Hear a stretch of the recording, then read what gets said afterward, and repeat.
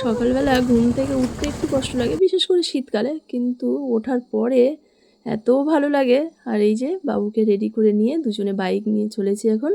বাবু স্কুলে ছেড়ে দেবো, দিয়ে আজকের অনেক কিছু বাজার করব। বাজার বলতে কাছারি বাজারে, পাইকারি বাজারে তোমাদের আজকে ঘুরে দেখাবো। বারুইপুরে এই যে এখান থেকে শুরু হয়েছে, একদম 3 রাস্তার মোড় থেকে এদিকটা ফল নিয়ে বসেছে, প্রচুর ফল পাওয়া যায়। ফলগুলো এই সাইডে, আর এই দেখে আমরা সবজি বাজারে ঢুকবো। আজকে ব্যাগ ভরে সবজি কিনবো।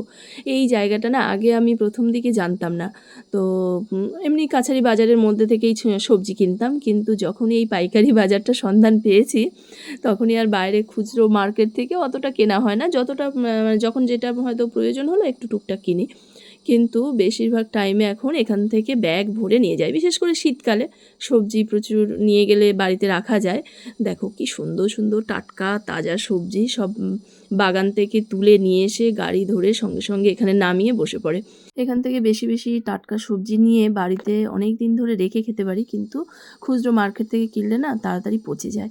প্রথমে ফলের বাজার, তারপরে সবজির বাজার, এখন চলে এসেছি মাছের বাজারে। মাছের বাজারে এসেছি, কিন্তু আজকের মাছ নেব না, চিকেন নেব।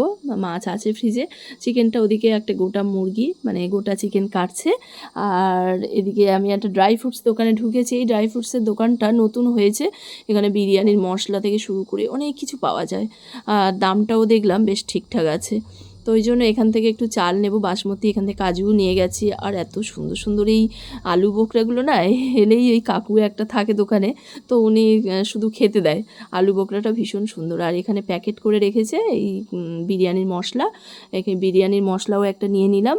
নিয়ে এখন বাইকে করে আবার চলে যাচ্ছি, বাড়ি যাব, গিয়ে রান্না করব, সবজিগুলো গুছিয়ে রাখবো। আজকে তো আর এত সবজি করব না, তো চিকেনও নিয়ে নিয়েছি। আর দেখো ওভারব্রিজ দিয়ে যাচ্ছি, দুদিকে দেখো না, এদিকটা ট্রেন মানে দুদিকে ট্রেন লাইন দেখতে পাবে, এদিকে diamond Harbour line, Lakshmi line চলে গেছে, আর একটা সাইডে বারুইপুর স্টেশনটাই দেখা যায়। এই ব্রিজের উপর উঠলেই আমার ভীষণ ভালো লাগে, ব্রিজের উপর থেকে দেখতে এত ভালো লাগে।